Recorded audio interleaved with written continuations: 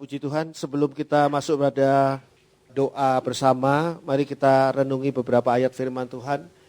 Ini minta tolong Aldi untuk bacakan ayat-ayat firman Tuhan ini ya. Kita buka Keluaran 31 ayat 1 dan 2. Keluaran 31 ayat 1 dan 2. Keluaran 31 ayat 1 dan 2. Berfirmanlah Tuhan kepada Musa, lihat, telah kutunjuk Bezaleel bin Uri bin Hur dari suku Yehuda. Ketika Tuhan memilih kita untuk melayani Tuhan, Tuhan itu tidak pernah sembarangan di dalam memilih ataupun menunjuk seseorang menjadi pelayannya. Dan Tuhan memilih dengan perincian pribadinya. Jadi Tuhan tidak hanya memilih secara acak, tapi Tuhan memilih secara pribadi, secara khusus. Seperti ketika Tuhan akan menyuruh Musa untuk membuat tabernakel. Dikatakan di sini, berfirmanlah Tuhan kepada Musa, lihat, telah kutunjuk Bezaleel bin Uri bin Hur dari suku Yehuda. Namanya Bezaleel, anaknya Uri dan cucunya Hur. Dari suku Yehuda. Jadi secara terperinci sekali. Artinya apa? Pribadi kita itu dipilih oleh Tuhan secara khusus, secara terperinci. Jadi bukan hanya itu atau orang ini, bukan. Tetapi pribadi kita yang sangat dikenal oleh Tuhan. Jadi Tuhan pertama kali memilih kita dan menunjuk kita adalah bukan asal pilih. Walaupun mungkin kita tidak mengerti alasan Tuhan di dalam memilih dan menunjuk kita. Tapi itu adalah kehendak Tuhan. Jadi Tuhan juga tidak berkonsultasi dulu, rundingan dulu dengan Musa. Atau rundingan dulu dengan pihak manapun juga. Tuhan mengambil keputusan, mengambil sikap di dalam memilih dan menunjuk seorang pelayan Tuhan. Contohnya di sini adalah orang yang bernama Bezaleel bin Uri bin Hur. Yang sebelumnya mungkin kita tidak kenal. Juga mungkin bukan orang yang menonjol di kaum bangsa Israel pada waktu itu.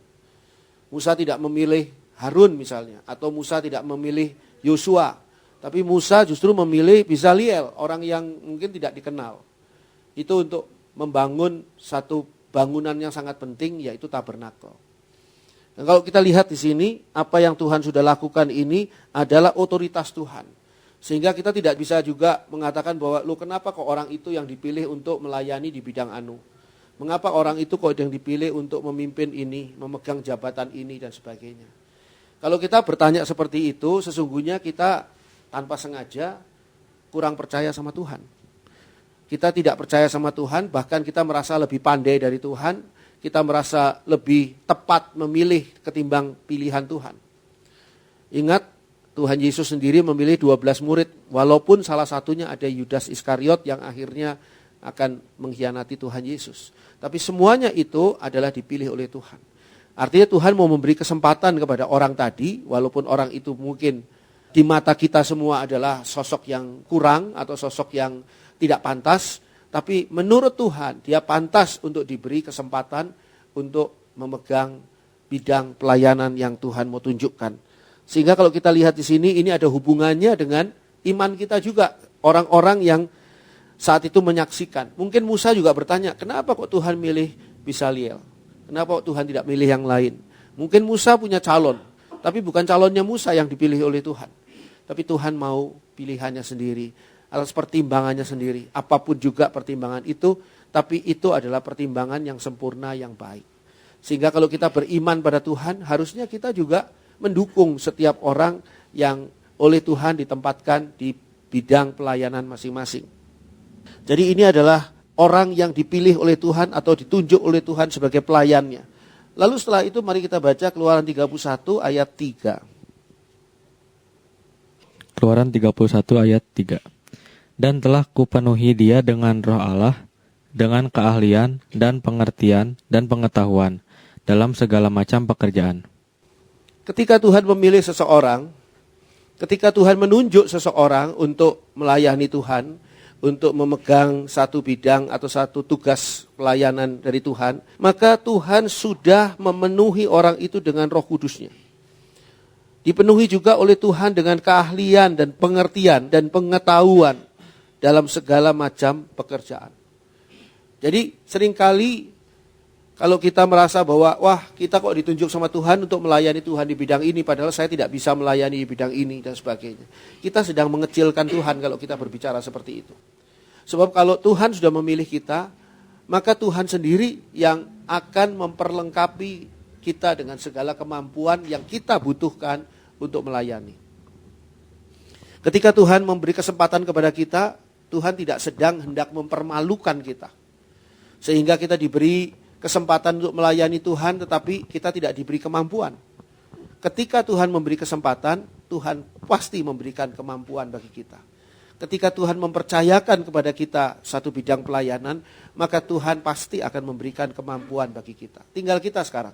Apakah kita mau percaya kepada Tuhan yang akan memperlengkapi kita, memberi kemampuan kepada kita, keterampilan kepada kita, ataukah kita tidak percaya, ragu-ragu? Apakah kita mau menyambut segala pemberian Tuhan itu dengan persiapan diri yang baik, atau kita tidak mau mempersiapkan diri dengan baik sehingga kita sembarangan saja dalam melayani Tuhan? Kita tidak mampu, tidak pandai, tapi ya kita tetap tidak mampu dan tidak pandai karena kita tidak mau berusaha untuk meningkatkan kualitas diri kita. Tuhan sudah memberikan, di sini dikatakan kepada Bisaliel, dipenuhi dengan Roh Allah. Itu pertama. Kedua adalah diberi keahlian dan pengertian dan pengetahuan dalam segala macam pekerjaan. Jadi entah bagaimana cara Tuhan memberikan ide-ide kepada Bisaliel, karena Bisaliel akan membangun tabernakel. Tabernakel ini adalah sesuatu yang belum pernah dibangun oleh siapapun. Jadi tidak ada referensinya. Jadi Bisaliel tidak bisa melihat buku atau membuka situs yang menjelaskan di situ bagaimana untuk membuat tabut perjanjian, misalnya begitu. Apa duluan dan apa yang harus dipersiapkan, caranya bagaimana, nggak ada contoh sama sekali. Tapi dia akan diberikan oleh Tuhan kemampuan yang luar biasa. Jadi bisa menjalankan tugas dengan baik dengan kemampuan yang Tuhan beri. Sehingga Tuhan memperlengkapi. Yang pertama adalah Tuhan memilih. Tuhan memilih dengan terinci, ayat 1 dan 2. Tuhan memilih dengan khusus setiap kita yang dipilih oleh Tuhan untuk melayani Tuhan. Dan kedua, Tuhan memperlengkapi. Jadi ketika kita merasa, Tuhan saya kok tidak mampu Tuhan, saya kok merasa tidak percaya diri untuk tampil di dalam melayani Tuhan di bidang yang Tuhan percayakan ini.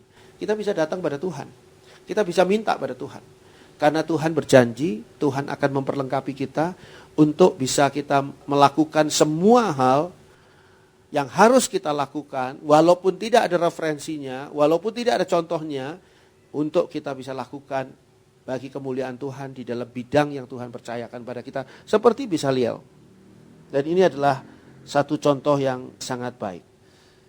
Berikutnya kita baca Keluaran 31, ayat 4 dan 5. Keluaran 31 ayat 4 dan 5. Untuk membuat berbagai rancangan supaya dikerjakan dari emas, perak, dan tembaga. Untuk mengasah batu permata supaya ditatah. Untuk mengukir kayu, dan untuk bekerja dalam segala macam pekerjaan. Perhatikan di sana, bahwa Tuhan mempercayakan ini bukan cuma satu macam pekerjaan. Tapi dikatakan pada ayat 5, dalam segala macam pekerjaan. Berarti pekerjaan yang harus dikerjakan oleh Bisaliel ini bukan saja suatu pekerjaan yang baru, yang dia sendiri belum punya pengalaman untuk membangun tabernakel. Tapi pekerjaan yang banyak variasinya. Jadi sebetulnya kita juga tidak boleh membatasi kepercayaan Tuhan kepada kita. Ketika kita diberi oleh Tuhan tugas-tugas yang mungkin menurut kita, ini rasanya keluar dari bidang pelayanan saya. Tapi Tuhan mempercayakan kepada kita. Kenapa kita tidak jalankan? Karena Tuhan pasti memberi kemampuan kepada kita juga di bidang itu.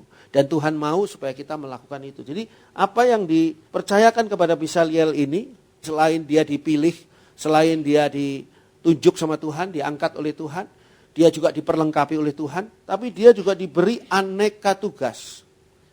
Aneka tugas. Kadang-kadang kita suka menolak kalau ada tugas yang di luar bidang kita. Loh itu kan bukan tugas saya. bagian itu kan tugasnya si Anu, bukan tugas saya. Memang benar, mungkin memang bukan tugasnya. Tapi saat itu Tuhan mempercayakan. Tuhan mau supaya kita ikut ambil bagian di dalam pelayanan itu. Mungkin itu bukan bidang kita. Saya pernah melayani juga di kebaktian anak. Saya merasa bukan bidang saya kebaktian anak. Karena saya merasa bahwa saya tidak pandai di dalam mengajar ataupun melatih anak-anak itu. Tapi pada suatu saat saya bukan dipaksa, tapi saya harus melayani di bidang anak. Maka saya minta sama Tuhan, Tuhan Engkau beri saya kemampuan. Ternyata saya mendapatkan pengalaman-pengalaman yang unik, pengalaman yang indah, pengalaman yang luar biasa, yang tidak saya dapatkan dari pelayanan saya di kebaktian umum. Ketika saya melayani kebaktian anak. Jadi ada pengalaman-pengalaman sendiri. Di mana dari sana saya tidak tahu bahwa pada suatu hari akan ada tanggung jawab gereja yang dipercayakan kepada saya sehingga di dalam gereja itu ada kebaktian anak dan saya mengerti seluk-beluknya kebaktian anak seperti apa kalau saya belum pernah memegang kebaktian anak. Jadi pada saat itu Tuhan mau supaya saya memegang kebaktian anak supaya saya tahu bagaimana cara berpikirnya pelayan-pelayan di kebaktian anak, bagaimana cara mengelola kebaktian anak seperti itu, apa yang harus dilakukan dan sebagainya, apa yang harus diperhatikan dan sebagainya. Jadi dari sana ada berkat tersendiri. Kalau kita tidak menolak pekerjaan-pekerjaan yang Tuhan percayakan kepada kita walaupun itu beraneka macam. Tidak satu macam. Kita mungkin lagi berkonsentrasi di satu bidang tapi ternyata kita harus membantu di bidang lain. Ternyata kita juga harus nangani di bidang lain. Nikmati semua itu dengan ucapan syukur. Karena apa? Karena itu kesempatan yang Tuhan beri. Kita tidak tahu nanti lain kali pada waktu-waktu mendatang itu akan membawa berkat seperti apa untuk kita sendiri kita juga belum tahu. Jadi kita jalani saja. Seperti Bisaliel. Bisaliel ini dikatakan di sini untuk membuat berbagai rancangan bukan satu macam. Supaya dikerjakan dari emas, perak dan tembaga. Padahal kita tahu emas itu ada ahlinya sendiri, perak ada ahlinya sendiri, tembaga ada ahlinya sendiri. Bisaliel ini harus ahli di semuanya. Kayaknya serba bisa, harus bisa tekniknya emas, harus bisa nangani perak dan harus bisa mengerjakan bahan lain juga, tembaga dalam hal ini. Untuk mengasah batu permata supaya ditata. Ini di luar bidang yang tadi ini, bidangnya lain lagi batu permata. Untuk mengukir kayu jelas tukang ukir. Tukang kayu saja tidak bisa mengukir kayu, harus tukang ukir. Jadi Bisaliel ini harus serba bisa dan untuk bekerja dalam segala macam pekerjaan. Jadi kita lihat di sini, ketika Tuhan membanjiri kita dengan aneka macam tugas pekerjaan dalam pelayanan, kita harusnya mengucap syukur. Berarti besar sekali kepercayaan Tuhan kepada kita untuk menangani pelayanan ini. Sehingga Tuhan mau supaya kita yang menangani, kita pegang juga bidang ini, kita juga tangani yang itu. Memang pasti lebih capek, tapi ini kepercayaan Tuhan pada kita. Mari kita baca juga Keluaran 31 ayat yang ke-6. Keluaran 31 ayat 6. Juga aku telah menetapkan di sampingnya Aholiab bin Ahisamak dari suku Dan. Dalam hati setiap orang ahli telah kuberikan keahlian. Haruslah mereka membuat segala apa yang telah kuperintahkan kepadamu. Selain Bisaliel yang dipilih oleh Tuhan dan diberikan oleh Tuhan perlengkapan yang luar biasa, Bisaliel juga diberi asisten.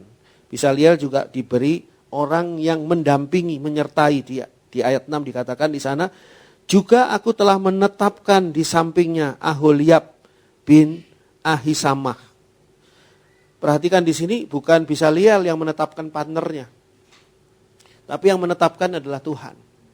Tuhan yang menetapkan siapa yang sebetulnya menjadi partner kita di dalam melayani Tuhan.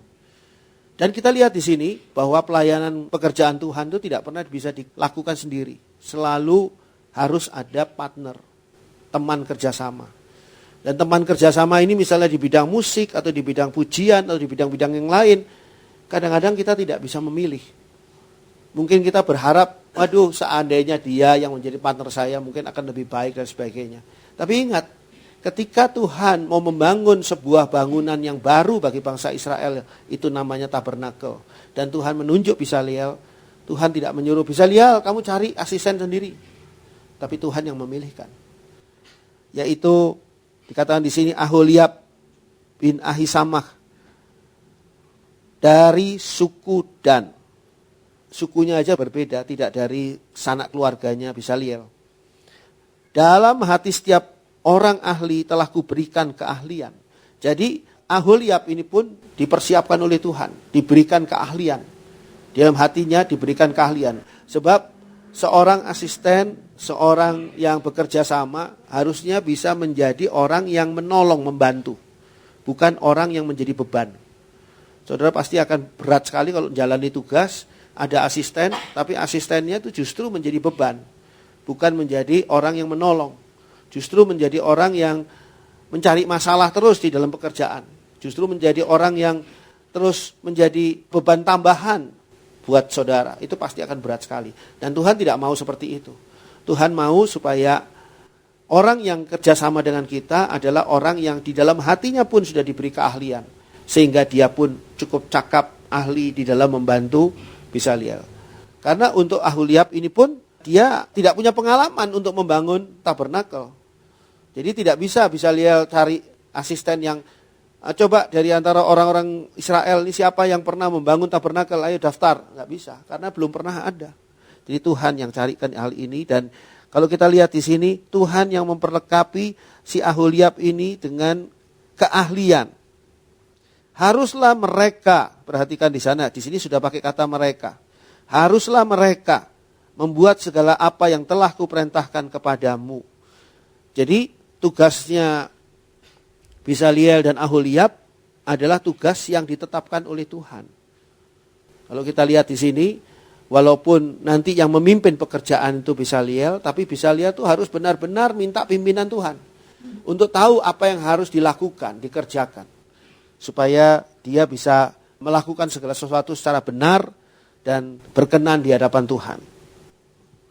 Lalu kita baca bagian yang terakhir dari Keluaran 31 ayat 6 sampai dengan ayat 11.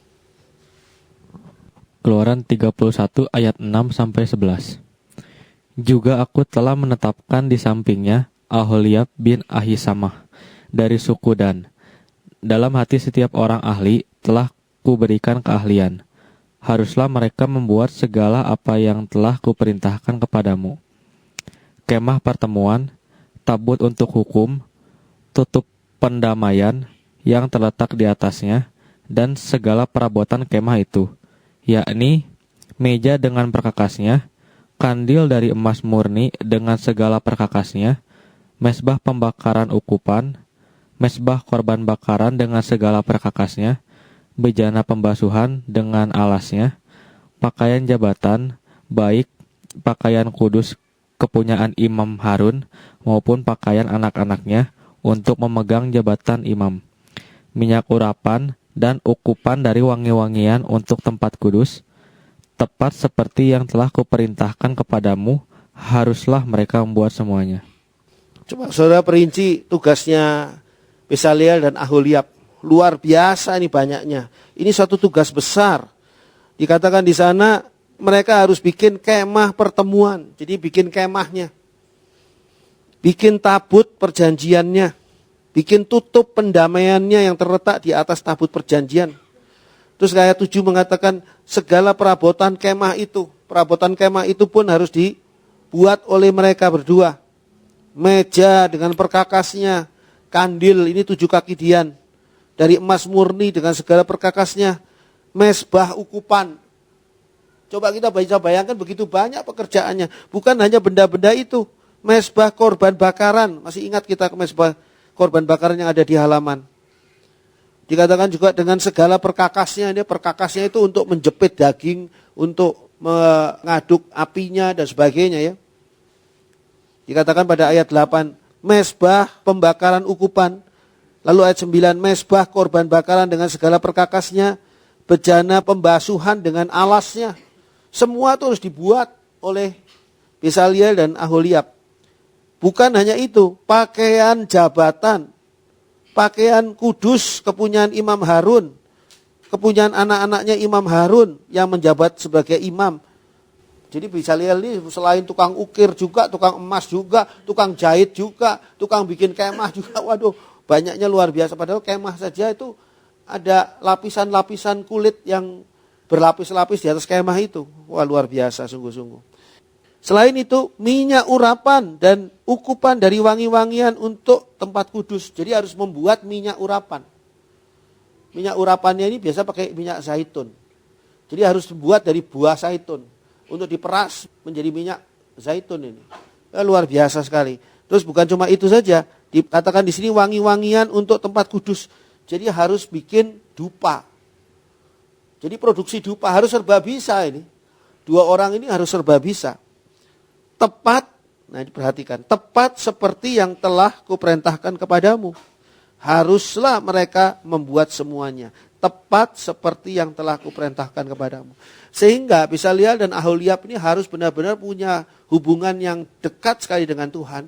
Supaya benar-benar tahu persis apa yang Tuhan mau untuk membangun tabernakel. Kita saat ini sedang membangun tabernakel yang modern. Yaitu gereja Tuhan. Kita saat ini sedang membangun gereja Tuhan yang dipersiapkan untuk kedatangan Tuhan Yesus kembali. Sehingga kita perlu untuk menyadari betul bahwa tugas yang kita pegang masing-masing ini adalah yang Tuhan pilihkan bagi kita. Dan kita harus mensyukuri. Dan ketika kita diberi aneka macam tugas, kita pun harus menjalankannya. Dan ingat, semua itu tidak dijalankan dengan versi kita. Semua itu dijalankannya dengan versinya Tuhan. Jadi Tuhan mau seperti apa sih? Tuhan itu maunya seperti apa untuk kita lakukan. Itu sebabnya saya sarankan buat masing-masing. Kalau pemain musik, doalah sama Tuhan. Tuhan, permainan musik seperti apa yang Tuhan inginkan saya lakukan di dalam melayani Tuhan di GPKDI Tabernakel Kasih. Pemimpin pujian, penyanyi, backing vokal. Mungkin bertanya sama Tuhan, Tuhan, lagu seperti apa dan cara seperti apa saya harus memimpin pujian di GPKDI Tabernakel Kasih. Semua bidang kita ini melayani pekerjaan Tuhan di anak-anak, kita juga bertanya, Tuhan, seperti apa harusnya saya melayani di anak-anak? Minta petunjuk Tuhan supaya kita melakukannya, dikatakan di sini, tepat seperti yang telah kuperintahkan kepadamu, haruslah mereka membuat semuanya. Jadi kita membuat semuanya itu di dalam hikmat yang datangnya dari Tuhan, kemampuan yang datangnya dari Tuhan, dan sesuai dengan kehendak Tuhan. Ya, puji Tuhan, itulah membuat tabernakel.